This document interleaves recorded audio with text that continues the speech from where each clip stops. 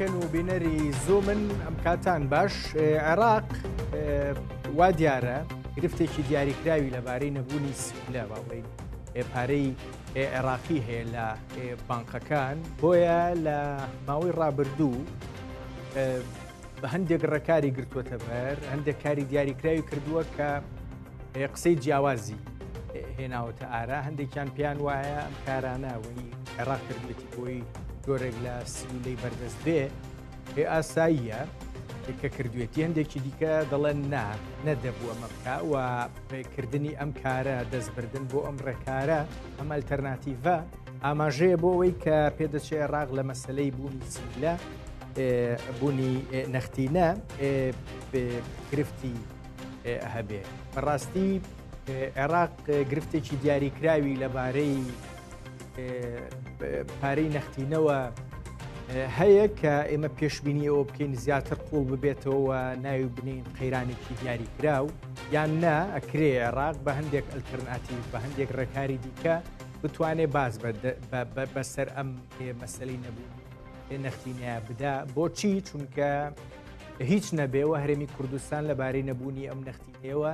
گرفتی بۆ دروست بووە و موچە خۆرانی هەرێمی کوردستان تا ئێستا نەنێراوە و ئاماژەکانیش بۆەوەن کە پەیوەندی بە نەبوونی نەختینەوە هەیە بە دڵنیاییەوە دیار نییە ئەم پرسە بە عێراق ئەکرێت چارەسەر بکرێ یان نا چونکە ئەوەی زانراوە سیستمی دارایی و ئابووری لە عێراقا بە تایبەت سیستمە داراییەکە پێ ناچێ هەمووی ژێر کۆنتڕۆلی خۆیان بێ و شوێنی دیکە ئەمریکا بتوانێت لە هەندێک پرسدا جۆرێک لە دەستوەردان و با بڵین سەرداری هەبێ بەسەر داهات و پرسیبوونی دۆلار و دینار لە عێراقا ئایا ئەمە عێراق خۆی توانێ بەشێک لە شێوەکان چارەسەری بکە یان پێدەچێ وردە ئێمە بکرێ لە بەردەم قوڵبوونەوەی زیاتری ئەم پرسیابی بۆچی کە ئەمە لە بەردەم ئەگەری نزمبوونەوەی زیاتری نەوتین و عێراقیش پشبەستنی سەرەکی بۆ داهات بە دڵنیاییەوە بۆ لەبارەی لە ڕێگەی پرسی ڕۆشتنی نەوتەوەیە بۆیە پێشببینی کورتێنان زیاترە بێ بۆ عێراق یان نا سەرباری ئەم با بڵێن کورتێنانە لە مەسلەی سیولە نەختینەیە بۆیە من ئەم پرسە لەگەڵ دوو میوانە گفتوگۆکەم دکتۆر ئەرشەد تەها ڕایشکاری ئابووری پەرلەمانی کوردستان و بە دڵنیایی و پسپۆری ئابووری بەڕێزیان لە ئەولێرە و لەگەڵمانن دکتۆر ئەرشەد هەروەها دکتۆر کاروان حەمە ساڵح پسپۆری ئابووری دکتۆر کاروان لە سلێمانیەوە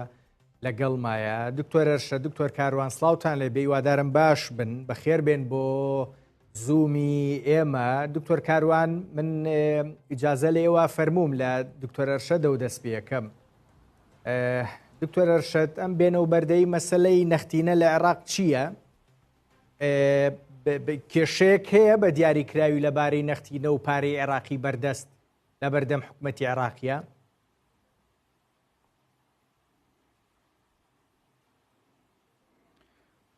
سوپاس کاکرانس سڵاو لە خۆت و لە میوانە بەڕێزەکەت و بینەرانی بەڕێزی زۆم پێکمان هەرێمی ینی حکوومەتی عێراقی بەرز قەیرانی ئابووری و داراییش دەناڵێنێ لە بەرۆی جەنابەت و زۆربەی بینەرانیش بووی تەشتە چیشە ئاشکرا ناشاردرێتەوە کە عێراق 95 داهاتی لە ڕێگای نەوتەوەیە و تاکە سەرچاوی دارایی وەزارەتی دارایی لە ڕگای فرۆشینەوتەوەیە نەوتیش بەردەوام هەڵبەز و دابەز دەکات کەوا دوو جۆر قەیران بۆ دروستەوەی قەیرانی یەکەمیان دەستکەوتنی داهات چکە یەک سەرچاوەیە دوێمشە قەیرانی کاش بۆ پەیدا دەبێت چکە تاکە سەرچاوی دیناری وەزارەتی دارایش گۆڕینەوەی و دۆلارەیەکە لە ڕگای فرۆشینەوتەوە دەستیان دەکەوێت کێشەی کەشمانەوەیە کە عێراق دەستکراوانیە بە ئازادی خۆی چەند دۆلاری بوێ بیکاتە دینار چونکە ساڵانی ڕابردوو فایلەکی ڕەشمان هەیە بەڕاستی بووینە سەرچاوی شوشتنەوەی پارە و دزە پێکردنی دۆلار بۆ تایبەتی بۆ وڵاتانێک کە لەلایەن وڵاتی یەکگرتووەکانی ئەمریکا سزا دراون وڵاتی یەکگرتووەکانی ئەمریکا بە دوو سیفەت محاسەبەمان دەکات وەکو زلێزەکی ئابووری کە گەماڕۆ لەسەر وڵاتان دادنێت و ڕێگریمان لێ دەکات دوم دۆلار دراوی خۆیەتی مافیەوەیە کە ڕێگریمان لێ بکات دزە بە دلار کوێن بە وڵاتانی دەوروبەر بە تایبەتی لە ساڵانی ڕابردوو سێ-چار وڵاتی دەوروبەرمان لە ئێران و لە سووریا و هەتا دۆخی تورکیاش باشنەوە پێویستی بەدەستێنانی کاش بوو رووسیا باماشەوە کۆریای باکوور باماشەوە تاکە سەرچاوی دزەپێکردنی دۆلاریش عێراق بوو چونکە بێ سەروبەرێکی زۆر هەبوو لە بانقی ناوەندی و لە سیستەمی دارایی عێراق کەواتە ئێستا دوو کێشەمانە یەکەم لە بودجەی ساڵانی 2023 کە یەکەم جارە دوای هەمارکردنەوەی قانونی دارایی مالی لە ساڵی 2019 بودجێ سێ ساڵی پێکەوە پەسەند بکرێ و بودجەکانیش زەبەلاحن بەڕاستی لە 210 میلیارد تریلیۆن و 211 تریلیۆن لە هەر سێ ساڵێ ڕەنگە لە ساڵی 2025 ساڵ بودجەکە بگەینە 250 تریلیۆن کە ڕقەمەکی زۆر زۆر خەیاڵی و زەبەلاحە لە کاتێکدا بودجە خەمڵێنراوە بەرمیلی نەوت لە بودجە خەمڵێنەوە بە 70 دلار ئێستا نرخی نەوت لە ژێر 70 دلار ینی نەوتی عێراق دوو جۆریە خەفیف و ینی سووک و قورسیەیە نرخەکەیان لە بینی 66 دلار و 66 دلاران کەمترێلەوەی کە لە بودجە دیاریکرا سەرڕایەوەی کە ئەسڵەن بخۆی لە بودجەدا 64 تریلیۆن دینار کورتێنان هەبوو ئێستا کورتێنانەکە زیاتر دەکا بەداخەوە و ڕەنگە لە داهاتوو نرخی نەوتیش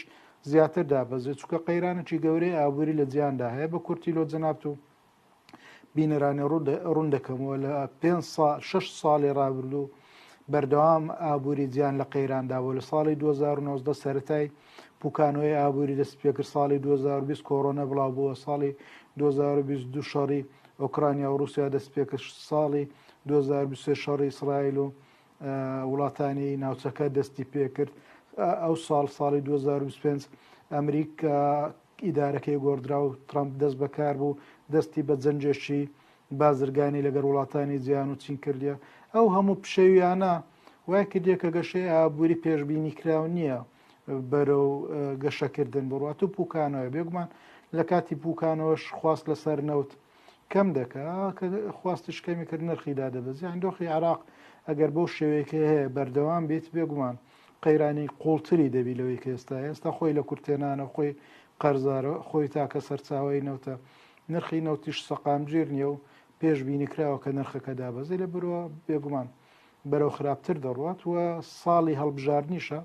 ئەگەر بکرێت لە کاتی خۆیدا لە 6 لە 11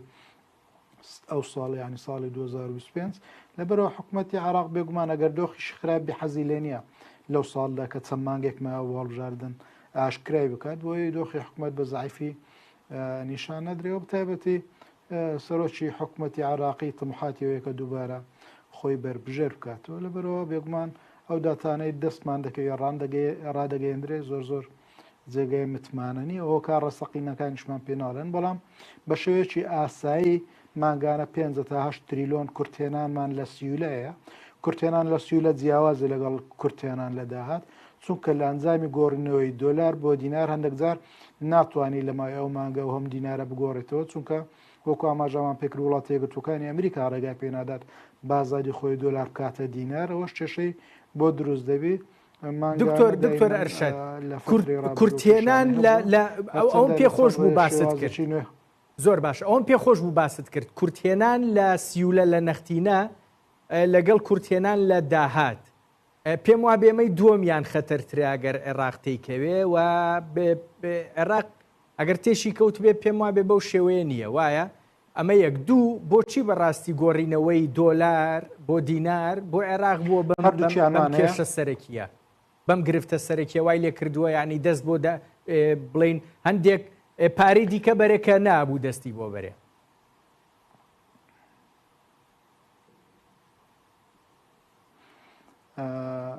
هەردوو قەیرانمان هەیە وەکو ئاماژەم پێکرد لە بودجەدا زیاتر لە 64 تریلیۆن کورتێنان هەیە ئەو ئەگەر نرخینەوت بە 70 دلار بێت ئێستا لە ژێر 70 دلار ینی کورتێنانی زیاترمان هەیە لە داهات و بامان شێوە ماگانە 5 تاکو 8 تریلیۆن دینار کورتێنان هەیە لە سوولانی حکوومەتی عێراق ناتوانێت ئەوەندە دۆلارە بکاتە دینار کە پێویستی پێمانگانە بە سەبەبی ئەو ڕێگریانەی کە ئەمریکا لە سەردانە چکە دەزانین ساڵانی ڕابردوو وەکو ئاماژەمان پێکرد بێ سەروبەریەکی زۆر هەبوو لە بەرەوە 14 بانک سزادران لە عێراق دواتر حکوومەتی ئەمریکی ینی خەزانەی ئەمریکا بانقی ناوەندی عراقی ناچار کرد کە پابەندی بە ئەو پێگە ئەلکترۆنی کە دانرا بوو بەڵام لە کۆتایی 2024 ئەوەش داخرا. ئێستا حکوومەتی عراقی ئازاد نیە لە ڕێگای بانقەکانی و لە ڕێگای باقی ناوەندیەوە ڕاستەوە خۆ پارە بنێرتە دەرەوەی عراق بەمبستی هاوردەکردنی کاڵە ناچار لە ڕێگای دەستی دوو چەند بانقێکی خەلیجی و ئەمریکیەوە پارە بنێرتە دەرەوەش کارەکانی بەڕاستی زەحمەتتر کردیە و حکوومەتی عراق نەیتوانێت بە تەواوی کێشەی دزە پێکردنی دلار 400 بکە کەواتە دوو قەیرانمانەیە ئەم کورتێنان هەیە لە داهات هەم کورتێنان هەیە لە سوولەی نەقدی بەدینا. سپاس دەکەم دکتۆرە دواتر حەزەکەم لەبارەی چارەسەرەکانی شۆگەر ئەگەر شتێک لە بەردەم عێراقا مابێتەوە وەکو چارەسەر ناوی بێنین ڕاستیەکەی باسی بکەین. دکتۆر کاروانوا بزانام کێشەیەکی نوێ نییە ئەمەی کە عێراق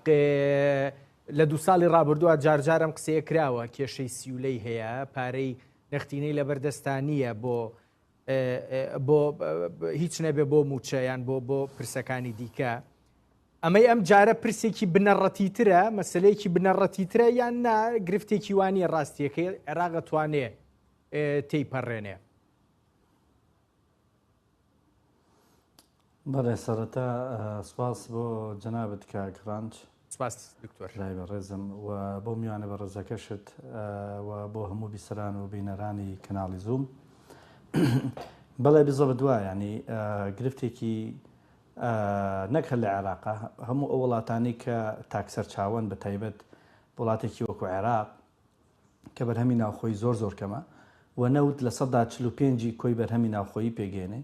و لە 9 ینی داهاتەکەیەتی لە 186 بودجەکەی پێگەهێنێت ئەتوانین لە 9 هەناردەی پێگەێنێ و لە 186 بودجەکەی پێگەێنێ لە 145 بەرهەمێنانی ناوخۆیشی پێگەێنێ. ئەمە بەڕاستی بۆ عێراق هەمیشە و چەندین ساڵە مجازەفە ئەکا بە اقتصادی خۆیەوە بە ناجێگیری اقتصادی خۆیەوە بە تەنانەت بە سیاست و بە مامەڵەی دەرەکیشەوە چونکە نەوت ڕۆڵێکی گرنگی هەیە لە بڕیاری سیاسی و بڕیاری اقتصادی کاتێکە وڵاتێک بودجەیەکی جێگیری هەبێ و خۆی حاضر کردێت بۆ هەموو ئەگەرە خراپەکان و لەگەڵیشا بتوانێت حساب بۆ هەموو ئەگەرە نەخوازراوەکان لە داهاتوە بکە ئەو وڵاتێکە ئەتوانێت ئیرادەیەکی باشتری هەبێ بۆ قەراراتی سیاسی و بۆ قەراراتی اقتصادی. عێراق ئەو بودجەی کە دایناوە لە ساڵی 2023 و 2024 و 2025 ینی بە حسابی $70 کردێتی هەرچەند بە پێی زۆرێک لە ناوەندی عێراقیەکان خۆیان وا ئاڵن گوایە کە ئێمە ئەگەر بێتە خوار هەفتاش یعنی نزیک بێتەوە لە 66 و 65 دلاریش زۆر گرفتێکی وان نابێت بە قسەی ئەوان گرفتەکە لە $60 و 61 و 62 دلارە بەڵام بەڕازی نابێت گەلی عێراق و بە تایبەت کە بودجەی هەرێمی کوردستانیش ئێستا موچەکەی لە بەغداوەیە ئەم مجازەفە گەورەی پێ بکرێ ینی ئەمە دوجار کێ زەرەرەکە نە بەرپرسی عێراقی زەرەرەکە نە حیزبی عێراقی زەرەرەکە بەداخەوە نە ئەوانەی کە دەستیان بەسەر مڵک و ماڵ و نەوتی ئەم وڵاتە گرتووە ئەوەی کە زەرەرەکە موچە خۆرانن ینی ڕاستە عێراق نزیکی 130 تەن یەدەکی زێری هەیە ڕاستە نزیکی 120 میلیارد دلار یەدەکی دراوی هەیە بەڵام ئەمە هیچ شەفاعەت بە ئەوە ناکە کە تۆ چەندین ساڵە نەتوانی بێت کە پشت بە تاکسەر چاوە نەبەسی ئەمە و نەخۆشیە کە هەمیشە لە ئابووری بەناو سەربەخۆوە لە چەندین ساڵ پێش ئێستا ئێمە هاوارمان کردووە لە هەرێمی کوردستان کە بتوانێت بەو داهاتی نەوتەوە بەرهێنانێ لە ناوخۆیان بکە بۆ ئەوەی داهاتی تر بۆ خۆی دروستکات لە کاتێکا کە ئەگەر نرخینەوە دابەزی بەڵام ئەگەر نرخینەوە دابەزی ئەوە نازان دەستبەرن بۆچی ئەوە تا لە هەرێمی کوردستان چۆن دەستبراوە بۆ باج زیادکردنی باج و پاری کارەباوە هەموو ئەم شتانە گوایە وەڵا لە بەرەوەی کە ئێمە نەوتەکەمان تەسلیم کردووە لە کاتێکا کە ئێمە نەوتشمان بەسەر بەخۆ فرۆش نازانین پارەی نەوتەکە قەرزاری کردین بۆیە عێراقیش ڕاستە پارە زۆریەکی زۆر هەیە لە عێراقا کە ئەمە زۆرێک لە شتی داپۆشیوە ینی کاتێک کە موچە بە خەڵکە درێ کاتێک کە موچە دواناکەوێ موچە لێبڕینی نییە ئەمە با بە سەراحەت قسەکەین ینی ئێمە چەند ساڵە رەخنە لە هەرێمی کوردستان نەکەین لە ئەی تو زێدەوە و بەبێ هیچ خەتی سوور و هێڵێک بۆیە عێراقیش ئێستا ئەم پارە زۆریە و ئەو نەوتە زۆریەیە کە ڕۆژانە 15 میلیۆن بەرمیل نەوتە ناردە ئەکات هێشتا پێوەی دیار نیە بەڵام ئەگەر بێت و بەڵام نەخۆشیەکەی تایە نەخۆشیێکی زۆر قورسی تایە کە ئەو نەخۆشیە خراپ ئیدارەدانی نەوتە ینی ئۆیل مانجمنت ینی پرسێکە لە عالەمە تەبعێکی هەیە باش ئەو پارە زۆرە با زۆریش بێ ئەگەر باش بەگەڕی نەخەی گەندەڵی زیاکە قۆڕخکاری زیاکە و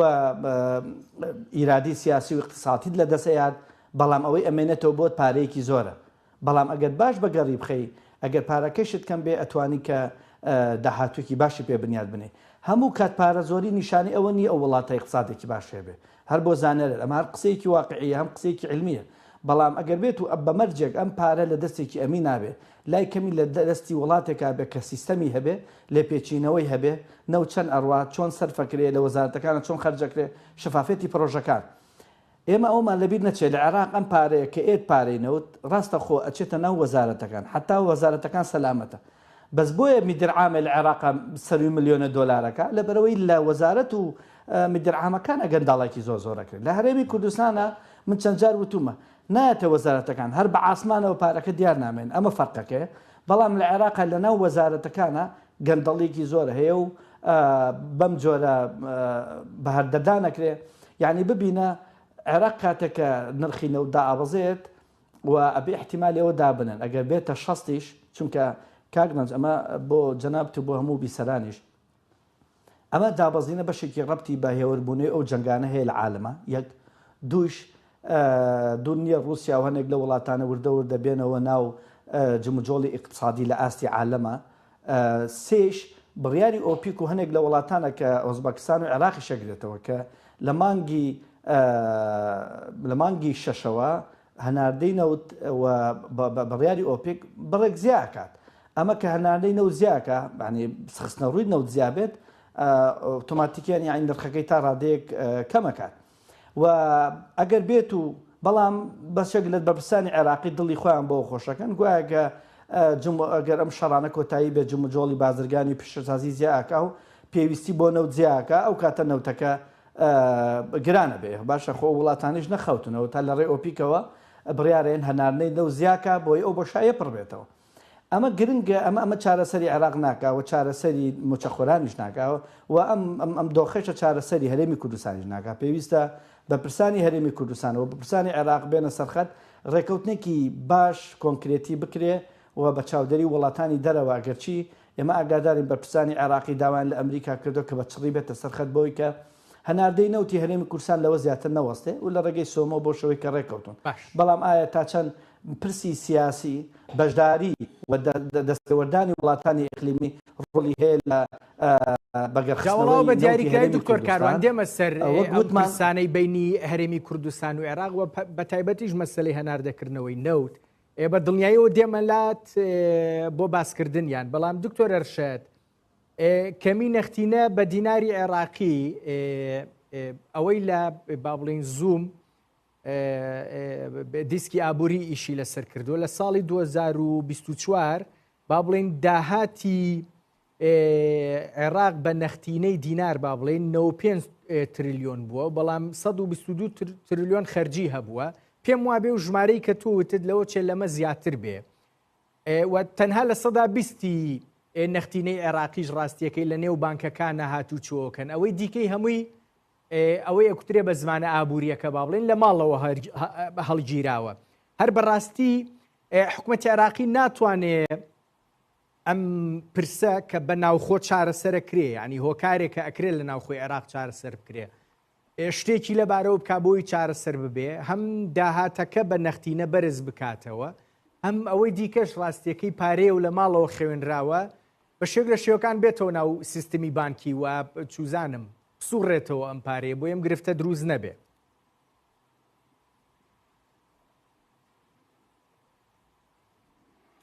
کاگڕنج بەڕاستی چەند کێشەکمان هەیە لە عێراقدا یەکەمیان جاری کە باسی عەجز و خەرجی حەقی دەکەین هیچ داتایەکمان لە بەردەست نییە ڕاستە لە بودجەدا ئاماژە بە چەند ڕقەمە کرا مەسەرەن بودجەی ساڵی 2023 211 تریلیۆن بیت و ئێستا 2025 ڕەنگە لەوە ڕقەمانش زیاتر بێ بەڵام ئەگەر بێ سەرحەقەت لە ساڵی 2013 تاکو ئێستا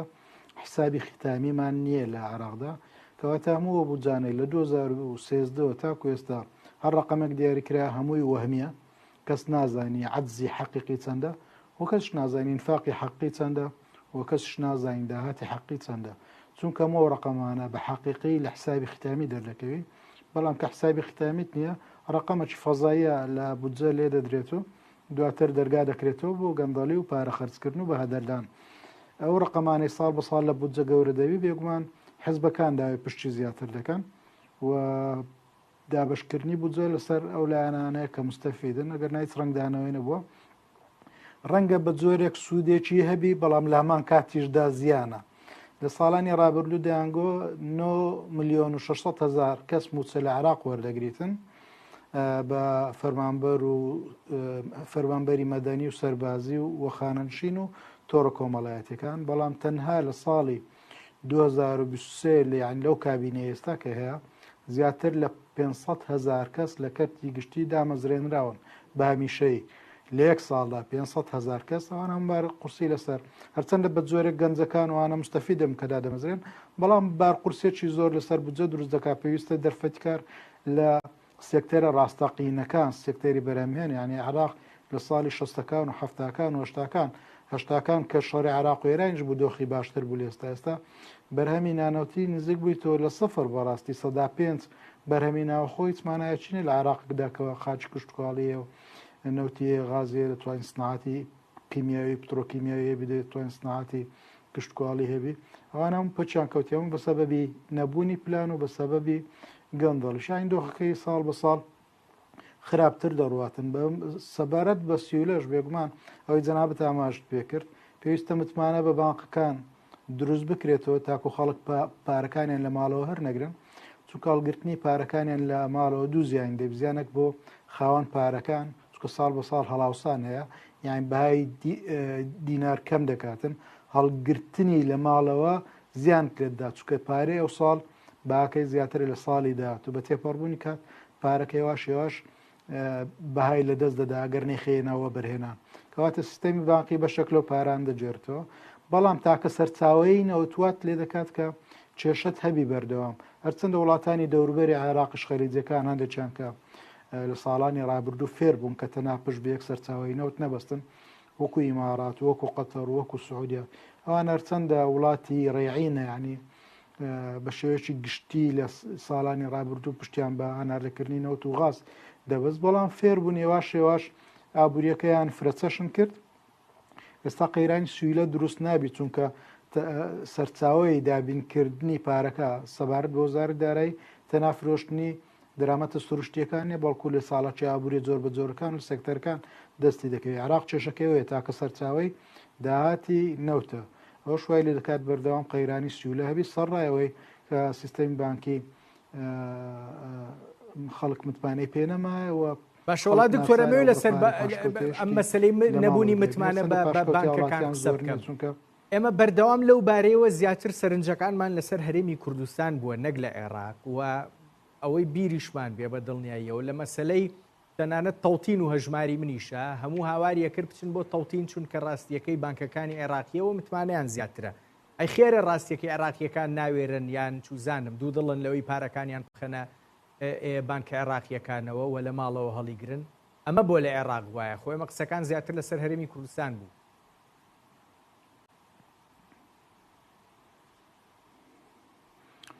ئەو سیستەمەی بانقی لە عراقیش دەکات هەر بە شێوەیەکی گشتی ئابووری عێراق بنیات نراوە لە ساڵانی شەستەکان و هەفتەکان لە سەراساسیەوەی کە حزبی حاکم لە عێراق حزبەکی ئیشتراکی بووە ئەتاکو ئێستاش کارچەندە عێراق و هەرێمی کوردستانیش خۆیان پێ وایە کە بەرەو سەرمایهداری دەڕۆنیان سەرمایهدارینە بەڵام لە ڕاستیدا ژێرخانە تەشریعیەکەی یعنی یاسایەکەی و پەیکەرە ئیداریەکەی پەیکەرە ئابوووریەکەشی هەمووی ئیشتراکی قەدیمە لەبەرەوە بانقی ڕاستەقینە تاکو ئێستا لە عێراق نییە هەرچەندە دوو بانقی حکومی عێراقی ڕەشید و ڕافیدەی کاندێک جۆرە قەرز و سولفیان هەیە بە پشتگیری بانقی ناوەندی عێراق بەڵام ڕۆڵی بانقی تاکو ئێستا لە عێراقدا نەبووە و بانقی ڕاستەقینە لە عێراقدا دروست نەبووە چەندە کێشەی کەشمانەیە ئەمە لەبەرەوەی عێراق زۆرینەی مسڵمانە بانقیش عادەتەن بە شێوازی سوو کار دەکات بەشێک لە وڵاتیان ئەگەر متمانیان بە بانقەکە شەوێ بیر باوەڕی ئاینی ڕێگرە لەوەی مامەڵە لەگەر بانک کاپار لە بانکدانێ بەرامبەر بە سوێکی دیاریکراوە لە بەرەوەی بێگومان ئاین ئیسلام ڕێگا نادات کەواتە دووە کارمانەیە یەکەمیان پەیکەری و سیستەمی باخەکانە کە لاوازن و بانقی ڕاستەقینەنی لە عێراق دومیشیان بێگومان لایەنە ئاینیەکان پێویستە چارەسەر بکرێ بێگومان لە ڕێگای بانکەکان بتوان بە شێوەزی ئیسلامی کار بکەن کە دڵنیای بدەنە هاوڵاتیان جگەلەوەی پیکەرە بانکیەکان چا بکرێت و جێگای متمانە بیت و قەرزی ڕاستەقینەی پەرەپێدانی کەرتە ئابوووریەکان و پشتگیری پیشسازی و کشتتوکاڵ و سناعەتی تەحویلی و خەدەمات و تا دوای سیاحە بکەن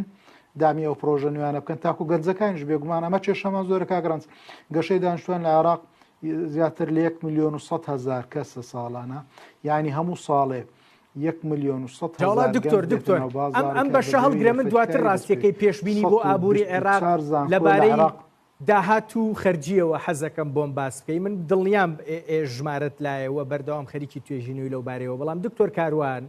ڕاستیەکەی ئێمە هاتین باسی نەبوونی نەختینە بکەین لای عێراق بەڵام دیارە ئەم نەبوونی نەختینەیە هەر لە بنەڕەتە پەیوەستە بە بابەتی بنەڕەتی ترەوە لە ڕسمە گەورەکەیە لە با بڵین پەیکەری اقتصادی ئابووریە گرفتی دیاریکراو هەیە بۆیە کە باز لە چارەسەرەکەین حەقە بپرسین هەر بەڕاست عێراق چارەسەری مەسلەی نەختینە و ئەم گرفتەی ئێستا بۆی دروست بووە پارەی عێراقی لە بەردەستانیە تەنانەت گۆڕینەوەی پارەکەش دۆلار بۆ دینار گرفتی بۆ دروست کردووە هەر بەڕاستی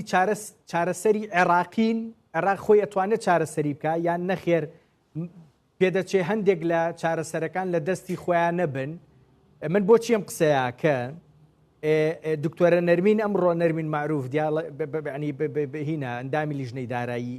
پەرلەمانی عێراقا ئەڵێ بەشێک لە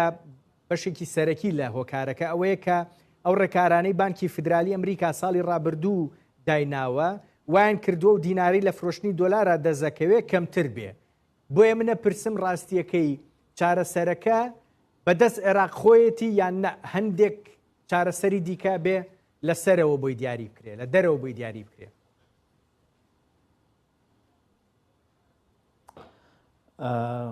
لە ڕاستیە کاکڕنج پرسیارەکە دقیقە چونکە زۆرێک لە خەڵکی وازانن یعنی عێراق کێشەی نەختینەی هەیە عێراق کێشەی نەختینە بێ کێشەی بودجە بێ کێشەی موچە بێ ئەمانە دەرهاویشتەی گرفتە سەرەکیەکانن یعنی ئەوانە لە خۆیەوە دروست نابن ئەوانە کۆمەڵێک نیشانن کە دەرکەوتووە لە جەستەیەکی ناسەلیمی اقتصادی عێراقە یعنی ئەمە هیچ شاراوە نییە و وڵاتانی شەزانن و زۆرێک لە وڵاتان ئەم جەستە نەخۆشەیان استیغلال کردووە بۆ ئەوی بتوانن مەرجی سیاسی مەرجی اقتصادی مەرجی ئەمنی بەسەرا بسەبێنن یعنی عێراق چەند ساڵە گرفتی ئاوی بۆ چارەسەر ناکرد چەند ساڵە گرفتی تاکسەرچاوی بۆ چارەسەر ناکرێت لە وڵاتان نەود ئەبێتە ڕەحمەت و وڵاتی پێ ئاوەدانەکرێتەوە نەک تەنها بینا و بیناسازی مەبەستم لەوە نییە بەڵکو کەرتەکانی وەکو کشتتوکاڵ و پیشەسازی و سیستەمی بانقی و کەرتی تایبەت ئەمانە پێ بژێتەوە پێ بژێنرێتەوە بۆ پارە زۆرە و بێتە خێر و بەرەکەت و هەوڵێن کەمترین پشت بەنەوت ببەستن بە معنای بۆ دابینکردنی موچە سەیریکە بە پرسیارەکەت ڕوون بوو زۆر بەڕوونیت گیان جامش باز زۆر بەڕوونی بیگەێنن بە جەنات و بە بیسەرانیش عێراق یعنی ئەوەندەی عێراق و بە هەرێمی کوردستانیشەوە ئەوەندەی پشتیان بە خەرجی ڕاستەخۆ بەستووە گرنگینان بە خەرجی ناڕاستەخۆ ئەمە ڕێک پێچەوانی ستانداردی عالەمی و وڵاتانی پێشکەوتووە و ئەوەندەی گرنگی بە داهاتی سەریعیان ئەوەندە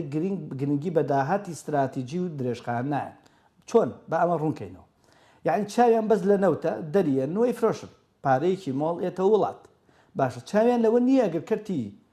کشتتوکاڵ کە عێراق وڵاتێکە وڵاتێکی پڕ بەرەکەت لە ڕووی کشتتوکاڵەوە زەویەکەی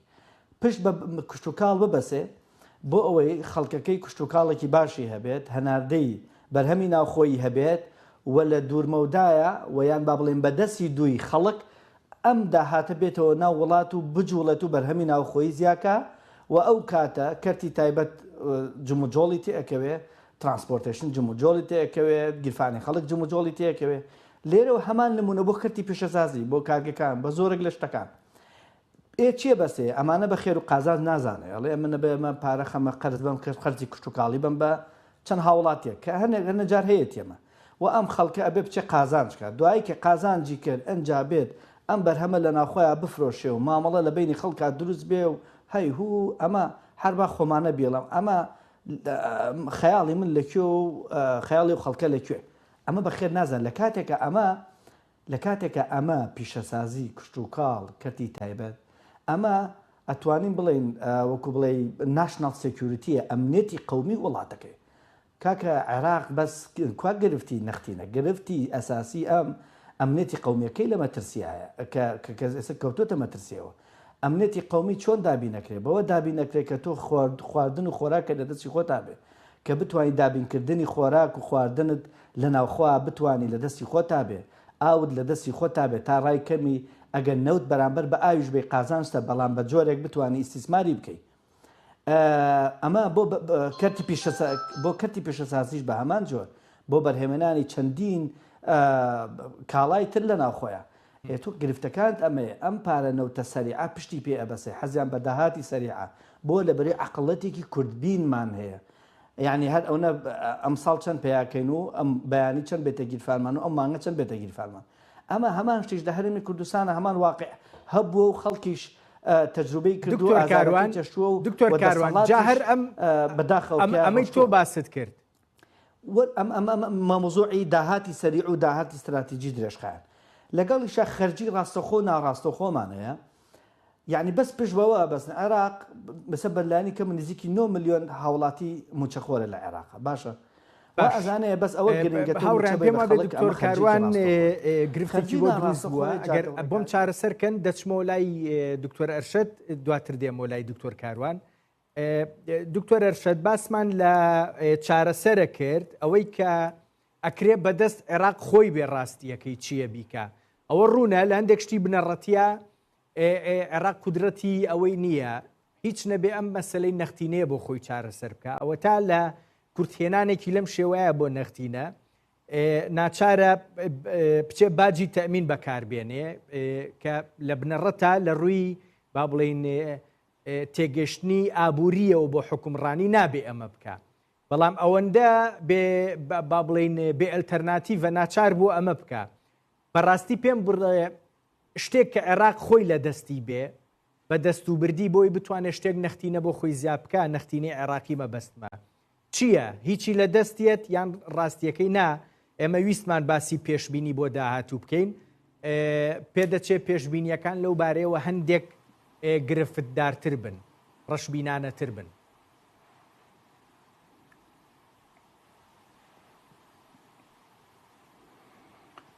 کاکڕەنج بەڕاستی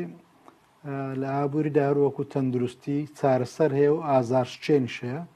بێگومان لە عێراقدا هیچ بیرکردنەوەیەک نییە لە چارەسەر هەموو ئیجراتانەی دەکرێت تەنها ئازارشچێن و کاتی هەر حکومەتێک دەوێت کێشەکان تەنها دوا بخانەوە چارەسەری بکات حەزم لێت جەناب تو بینەرانی بزان هەر بە درێژایی 100 ساڵی ڕابردوو لە عێراق لەوە تێ حکومەتی عێراق دروستکرا لە ساڵی 1923 تاکو ئێستاش کە نزیکەی 100 ساڵ و شتێکە هیچ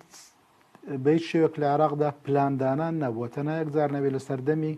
پاشایەتی ئەنجومەنێک دروستکرا بە ناوی ئەنجومەنی مەجلسی عمار ئەنجومەنی ئاوادانکردنەوە ئەو چەند پلانێکیان دانا بۆ عێراق و ئەم پرۆژە استراتیجیەکانی لە هەرێمی کوردستان و لە عێراقیش دروستکراینە لە سەردەمی حکومەتەکانی ڕابردوو ئەو پرۆژانە کە مەجلسی عمار داینابوو دواتر ساڵی 50 کە ئینقلاب کرا ئەنجومەنی ئاوادانکردنەوە هەڵوەشێنرایەوە وەزارەت پلاندانان دانرا هەر لەوەتی وەزارەتی پلاندانان لە عێراق هەیە ئەمە پلانمان نییە بە هیچ جۆرێک پلانی نە کورتخایان نە درێژخایان نە پلانی ساڵە نە 5 ساڵەمان نییە لە عێراق لەبەرەوە تەنها داهاتی نەوت و دەیفرۆشین چاوەڕێین نرخی نەوت بەرز بووە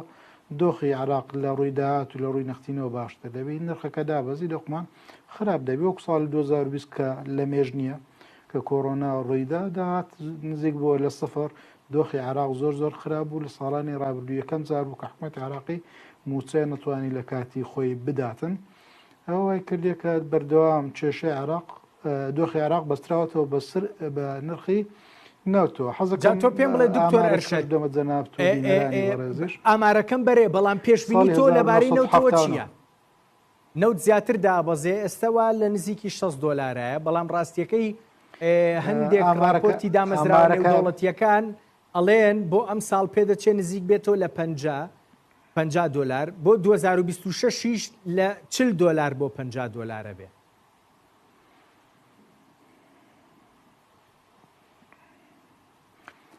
حەزەکەم ئامارەکە بدەم لە ساڵی 1970 یان 46 ساڵ پێش ئێستا وەزارەتی نەوتی عێراقیان سۆمۆ لە توانایدا هەبوو ڕۆژانە 3,500,000 بەرمیل هەنار لێ بکات. ئێستا دوای 46 ساڵ نەیتوانێت ژێرخانی نەوتی پەرە پێ بداتن. ئێستا ڕۆژانە لە ئێستا لەو مانگە باز دەکەم هەناردەی ڕۆژانێ 3,200,000 بەرمیل ئەم دوای 46 ساڵ لە جیاتی ژێرخانی پەرە پێ بدەیت توانای هەناردەکردن زیاد بکەیت کەمیشی کردیە. لەبەرەوە دۆخی عێراق باش نابێ بەبێ پلان چکە ئابووری بەبێ پلان هیچ جێگای متمانە نیە. ئەوە پرسیاری دووەمی شتای نرخی نەوت چی لێ دەی بەڕاستی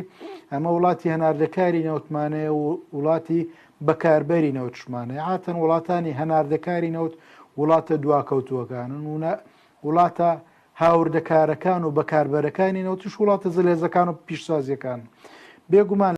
لە بەرژەوەندی وڵاتانی زلهێزدایە کە نرخی نەوت دابەزی لە سەروی هەمویانەوە وڵاتی یەکگرتووەکانی ئەمریکا. هەرچەندە ئەمریکا گەورەترین بەرهەمێنەی نەوتە لە جیان بەڵام لامان کاتشدا گەورەترین بەکاربەری نەوتە. یان ڕۆژان زیاتر لە 10 ملیۆن بەرمیل ئینتاج دەکات بەڵام لامان کاتشدا ڕۆژانە 20 ملیۆن بەرمیل بەکار دەباتن. ئەمریکا لە سەروی هەمویانەوە ئامانستی کە نرخی نەوت لە ژێر $6 بیت لە قۆناغی یەکەمدا. ئەوەش کارەسات دروست دەبی بۆ بودجێ عراقی چکە بودجێ عراقیستا لەسەر ئەساسی $70 کە دانرا زیاتر لە 64 تریلیۆن دینار کورتێنانەیە. ئەگەر نرخی نەوت بێتە ژێر $6 بەڕاستی حکومەتی عراقی تووشی قەیرانەکی زۆر قوڵ دەبیتەوە و هیچ پێشبینی کراون نییە جگە لە دەسوەردانی وڵاتە زلێژەکانیش ئێستا نرخی نەوت بەرز بێتەوە. لێک ئەگەر نەبێستا ئاماژەی پێ دەکەم چووکە ئاماژە پێکرد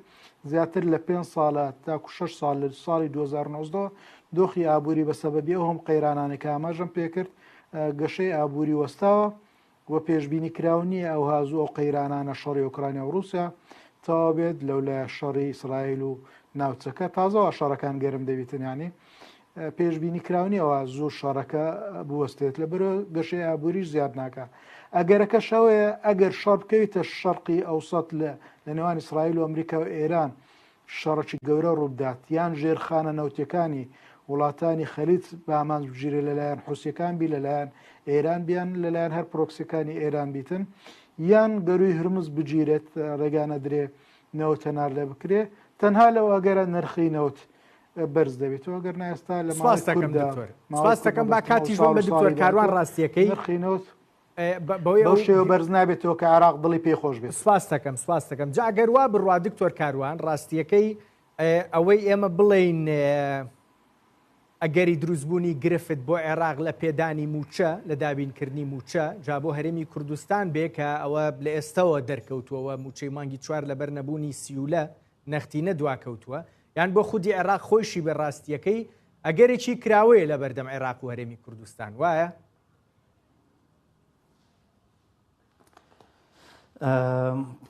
دروستە ئێمە دەمێکە بەو کێشەوە ئەناڵێنین ینی نەوت هەرچێنێ بە 20 بێت 40 بێ 50 بێ 60 بێت تا 76 ڕۆی ئێمە ئیسفادەمان لێ نەکرد و ئیسفادە بۆ معنای کە بەگەر هات و نەوتەکەمان زۆر دابەزی چۆن بتوانین بژین بەڵام بەداخەوە ئێمە لە 180 و لە 90 دۆلاریشە زۆرێک لە سعری باشمان بینی بەڵام هەرێمی کوردستان نەیتوانی بە عقلێتێکی اقتصادی استراتیجی لە کابینەکانی پێشووە سشکە نەوت لە دەست خۆمان نەماوە بتوان ئیسفادەیەکی وای لێ بکەین کە لای کەمی بڵێن وەک جانە بماوتایە بۆ عێراق بریا خۆزگە ئەخوازم ئێستا بەو پەڕی سەربەرزی بماوتایە ئەبوایە عێراق سوودی لە ئەزمموی هەرێمی کوردستان وەرگرا بەڵام بەداخەوە ئێستا وای لێ هاتووە کە ئەبێ بڵێن ئەبێ دەرزمان لێ وەرگێت کە تووشی ئەم گرفتانە نەبێ و عێراق خۆشی یەکێکە لە وڵاتانەی نەرویج تەنها بە یەک جملە توانی خۆی ڕزگاکە لە نەخۆشی نەوت ئەویش یەک استراتیج بوو هەر بە نەس بەم جۆرە ینی بەبێ ئەوەی کە ئەمە زیاد و کەمی هەبێ ئەبێ ئەو شتە بکەین کە عێراق نایکات چکە نەرویج تووشی ئەمان کێشە بوو لە ساڵانەوەکە هاتن ئەم استراتیجیان داڕشت ئێمە ئەبێ ئەو شتە بکەین کە عێراق نایکات ئەوی چییە کە چۆن نەوت ئیسیسماری دەرەکی پێکەین ئیسیسماری ناوخۆیی پێکەین ئێستا وڵاتێکی وەکو نەرویج ئەوەندە پشکی لە شەریکاتی نەودەوڵەتی وەک ئەپڵ و مایکرۆسۆفت و ئەمانە هەیە داهاتەکەیشی لە دەرەوە تەنهایی ئەو پارانی خسوێتە ناو شەریکاتانە لە سایتێکە هاوڵاتیانی نەرویجی ئەزانن ڕۆژانە بەسانی و بە دەقا داهاتی نەرویج لە دەرەوە چەند زیاد ئەکا و چەند کامەکە هی نەوتەکەی نا بۆ زانیاری هی ئەو پارەی نەوتەی کە خسویانتە ناو شەریکاتەوە بۆ قازانجی هەمەجۆری تر جاوەرە بۆ نەوتەکەیش ئەوە لەوە شەفاف دکتۆر کاروان ئایرۆنیەکە ئەوەی ڕاستەکەی عراق نایکات ڕوونە ئایرۆنیەکە یان خاڵە ڕەشەکە ئەوەیە یەکێک لەوانەی کە یەکێ لە کەسە سەرێکیەکانی و استراتیژەی بۆ نەرویج داناوە هەم لە هەفتاکان و دواتریش لەگەڵ یان نابووە عێراقی بەڵێ زاوای عێراقی بووە بەڵێ فەرموو گوێت لێمە کاگرانج بەڵێ بە دڵنیایی فەرموو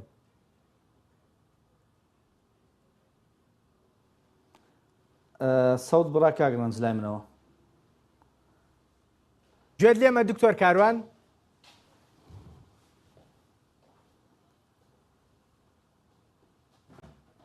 دکتۆر گوێت لێمە وا دیارە گرفت دروست بووە دکتۆر ئەرشە زۆر بە کورتی لەبەردەم ئەگەری گرفتی موچیان یان نا ئەگەر وا بڕوات بۆ هەرێمی کوردستان و بۆ عێراقیش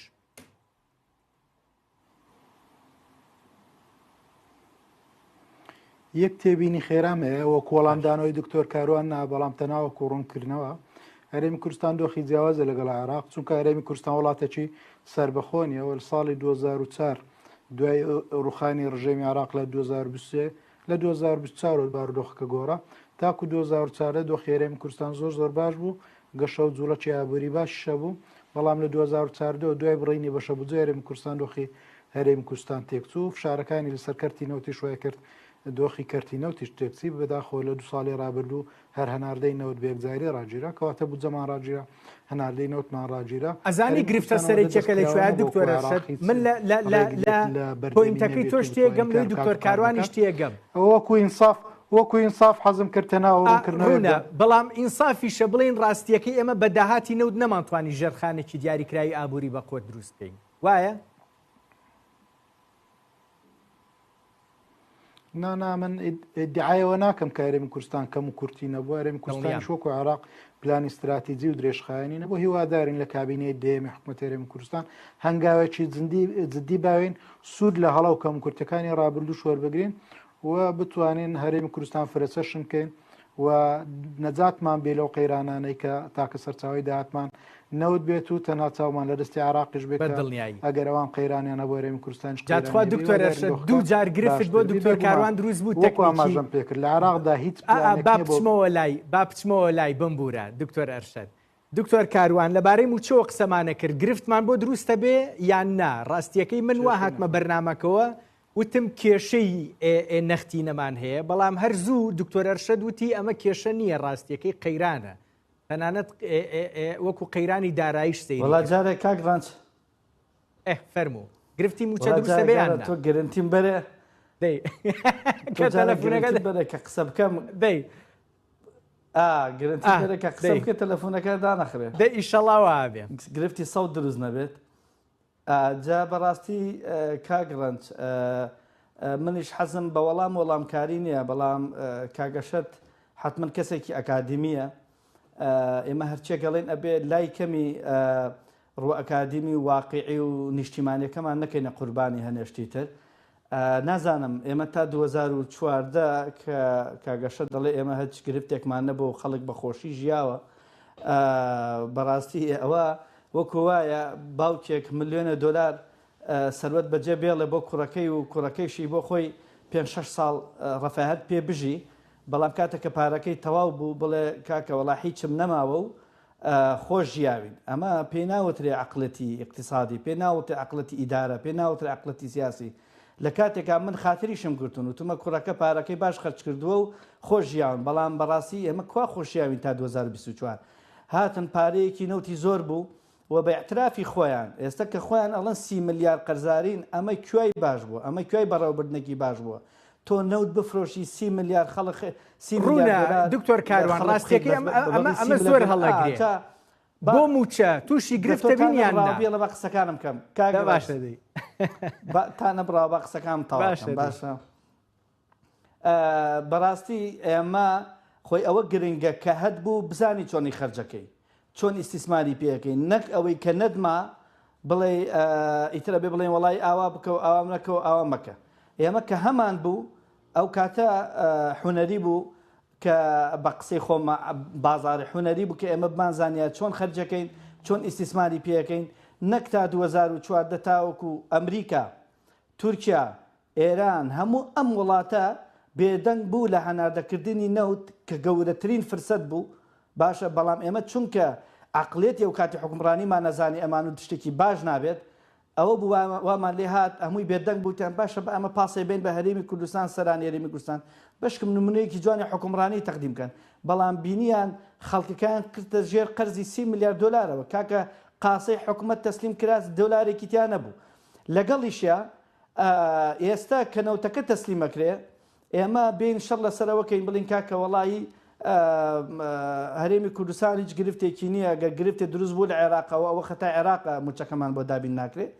ئەمە پرسێکی ترە ئەمە بێ بجارێ بن بە خۆمان بچینەوە ئەنج بتوانین نسیحەتی عێراقین بەڵام لای کەمی ئێمە ئەتوانین نسیحەتی هەردوو لا بکەین لەبەرەوەی پێشتریش دکتۆر کاروان 30 سانیە ماوە لە بەردەم گرفتی موچەیان یان نا ئێمە پێشتر لیستی موچە ئەبووە گرفت ئێستا نەبوونی سیولە و ئەم گرفتی ئێستا هەیە ئەبێتە کێشەیان نا باش شتێکت پێ بڵم باش شتێکت پێ بڵم نەمانوتۆ لە بەرنامەکە تۆزێ ئەم گرفتی سیولە و نەوت و ئەم وەزع و تووشی موچە ئەبین ڕاستە حەقیقەتە بەس تۆزێ میدیای عێراقیش هەندێک لایەن گەورەیەکەن ئەمە تۆزێک شەڕێکی سیاسیە لەبەرەوەی لە پێش هەڵبژاردننی عێراقین سوودانی تۆزێ خۆی ئەوە کاکە ئێمە ئاوەدانیمان کردو ئەومان کردووە ئیتر لە کاتی نزیک بوونەوە هەڵبژاردننی عێراقیشە لەوانەیە ئەم کێشانە زۆرتر ئیبراز کرێ لە میدیاکانەوە بەڵام بەڵێ عێراق نەک کێشەی موچەی لە داهاتەوە بۆ دروستەکەی دوور نییە عێراق لەبەرەوەی میلیشایشی هەیە لەوانەیە دابەزینی نرخینەوە تەسیر کاتە سەر دۆخی ئەمنی عێراقیش سپاس دەکەم دکتۆر کاروان حەمەدساڵح پسپۆڕی ئابووری لە سلێمانی و لەگەڵما بووی دکتۆر ئەرشەد تەها ڕاوێژکاری ئابووری پەرلەمانی کوردستان و پسپۆڕی ئابووری بە دڵنیاییەوە ئێوەش لاولێرەوە لەگەڵما بوون گەلێک سپاس دەست خۆش بەدوعا